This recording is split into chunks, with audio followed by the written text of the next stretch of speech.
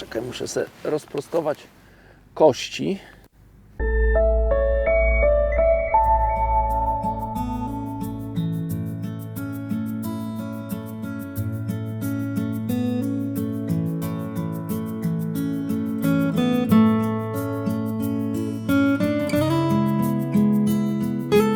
Cześć, z tej strony Adam Niemiec. Bardzo serdecznie witam na kanale Sonubites Polska. Dzisiaj chciałbym przedstawić bardzo ciekawą przynętę haczykową, przynętę, którą można umieszczać na włosie, ale także przynętę zanętową. Tematem dzisiejszego filmu będzie Pro Expander Pellet.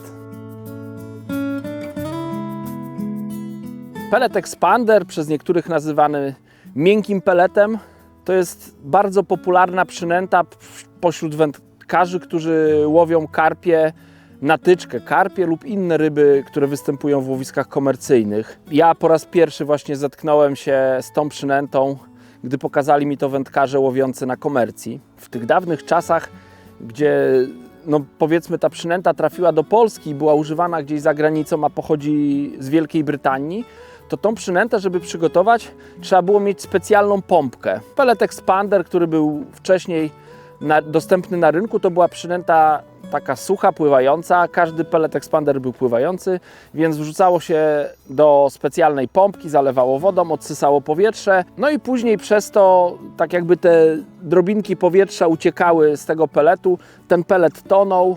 Jak ten pellet utonął, to trzeba było go przetrzymać w wodzie, czy tam w jakiejś odrobinie wody, żeby przez kilka godzin zdążył wciągnąć tą wodę, zrobił się taki bardziej puszysty, z twardego stał się miękki, taki, który można było założyć na haczyk. I tak się ten pellet używało. Natomiast wadą tego przygotowywania w tej pompce do pelletu było to, że podczas pompowania troszkę niszczyła się struktura tego pelletu. Ten pellet czasami, to było zależne od rodzaju pompki, potrafił się zniszczyć, gdzieś tam rozerwać, uszkodziła się struktura, a to jest dosyć delikatna przynęta, więc założenie go na haczyk czy na włos i zacięcie powodowało, że ta przynęta po prostu z tego haczyka spadała, była mało trwała na haczyku. Wędkarze próbowali jakoś sobie z tym radzić, dodawano do tej wody żelatyny, żeby ta przynęta była bardziej taka twardsza, jędrna, taka bardziej gumowata. To oczywiście działało. Natomiast Sonubites kilka lat temu wypuścił na rynek świetny produkt Pro Expander Pellet. To jest pellet miękki, pellet expander, ale to jest pellet expander, który tonie po wyjęciu z opakowania. Wystarczy ten pellet wrzucić do wody, on utonie. Może się zdarzyć, że ze 2-3 ziarenka tego pelletu nie utoną, natomiast zdecydowana większość utonie. Trzeba to wrzucić do lodówki, w chłodzie dać czas temu pelletowi, żeby on wciągnął tą wilgoć, nabrał wody. Robi się miękki i jest gotowy do użycia. W ofercie są 4 rozmiary tego pelletu. To jest pellet 2 mm, 4, 6 oraz 8 mm. Myślę, że ten najmniejszy pellet 2 mm to jest raczej, bym powiedział, taki pellet przeznaczony do nęcenia. Myślę, że do nęcenia kubeczkiem zanętowym, ewentualnie jak ktoś łowi na komercję i też koszyczkiem zanętowym chciałby nęcić, no to też taki pellet, żeby jakieś tam drobne frakcje w zanęcie uzyskać, taki pellet można wykorzystać. Ale myślę, że ten 2 mm pellet to raczej do zastosowań spławikowych, ewentualnie jako przynęta haczykowa na bardzo małym haczyku podczas zimnych miesięcy, myślę późna jesień, zima, jeżeli pozwoli oczywiście, że jeżeli nie ma lodu, ewentualnie bardzo wczesna wiosna, gdy jest jeszcze zimno, ryby są ospałe, no to wtedy ten 2 mm pellet próbowałbym nawet założyć na haczyk. 4 mm pellet i 6 mm. Uważam, że to są takie dwa najbardziej popularne wielkości pelletów. One się nadają zarówno do nęcenia, można nęcić z kubeczka, można podawać w koszyku zanętowym, ale także można tymi pelletami strzelać z procy, ale są także świetną przynętą haczykową, którą można założyć na włos, ale także na haczyk. Przynęta 8 mm, no to już dosyć duży pellet, wychodzi po namoczeniu. Do nęcenia oczywiście można to stosować na bardzo duże karpie, ale myślę, że to jest głównie świetna przynęta haczykowa. Jak przygotowuję pellet expander?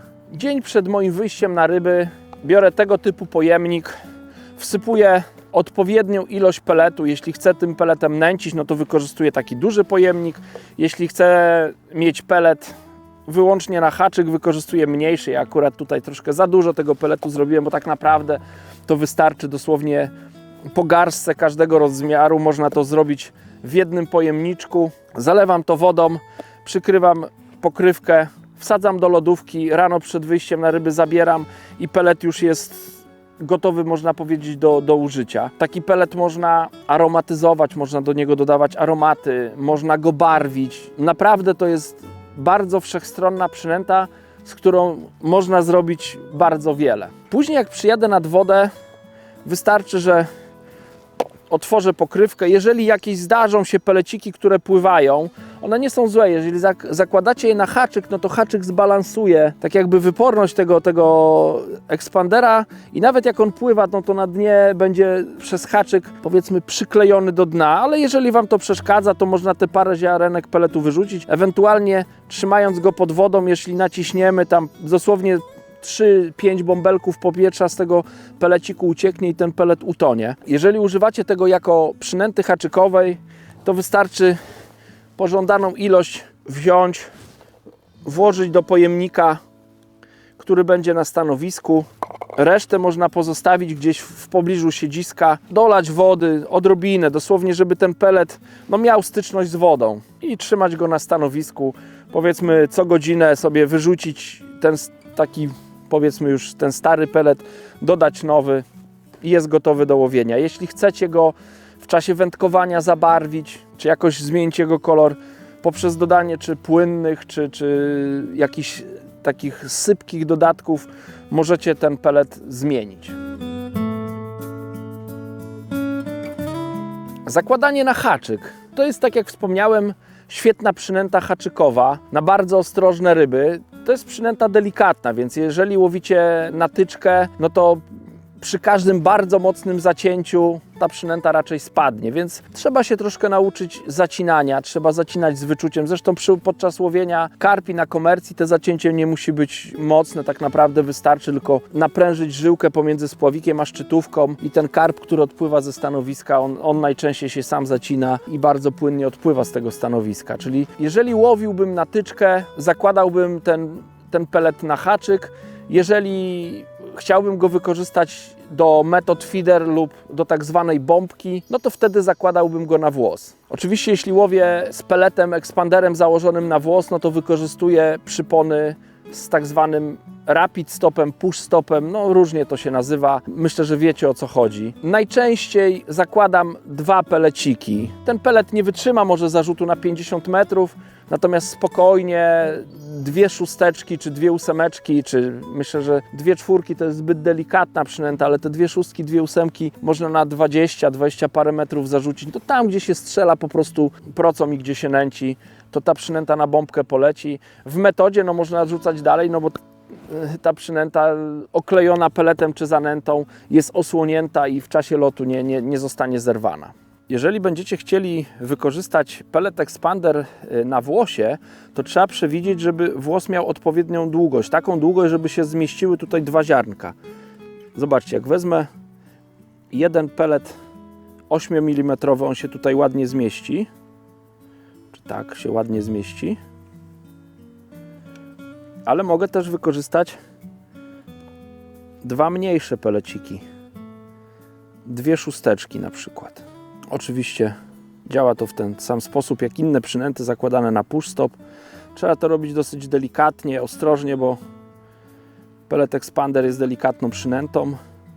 Nabijamy go nie w ten sposób, tylko tutaj od boku zawsze. Jest mięciutki, więc bardzo łatwo ten push stop przez niego przechodzi. Ja lubię 2 przynęty na haczyku mieć, na włosie. I taką przynętę można zarzucić albo na bombkę, albo ukryć w podajniku do metody. Bardzo ważne jest zakładanie peletu expander zarówno na haczyk, jak i na włos. Trzeba to robić od strony tej, powiedzmy, takiej owalnej, nie od tej płaskiej, tylko owalnej. Chodzi o to, że włókna w tym pelecie biegną w tą stronę, więc w ten sposób tak jakby ten push stop dobrze się trzyma na takiej przynęcie. Trzeba dużą siłę tutaj naprawdę włożyć, żeby tego zerwać. Jeżeli założyłbym tego ekspandera w ten sposób, no to dużo łatwiej on może pęknąć albo jakoś tam spaść z haczyka.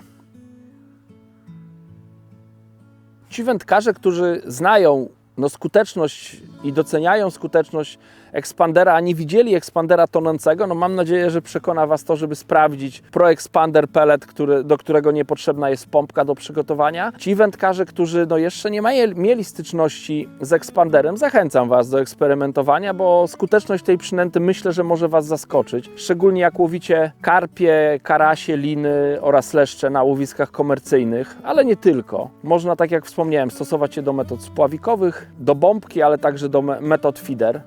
Także jeżeli sprawdzicie, na Waszych łowiskach te przynęty będą przynosić Wam ryby, napiszcie o tym w komentarzu. Bardzo miło się czyta jakiś tam od Was feedback, który wraca i wiemy, że to, co tutaj prezentujemy, to działa na Waszych łowiskach. Zapraszam na media społecznościowe Sonubites Polska na Facebook oraz Instagram. Bardzo serdecznie dziękuję, że byliście do końca i zapraszam na następny film.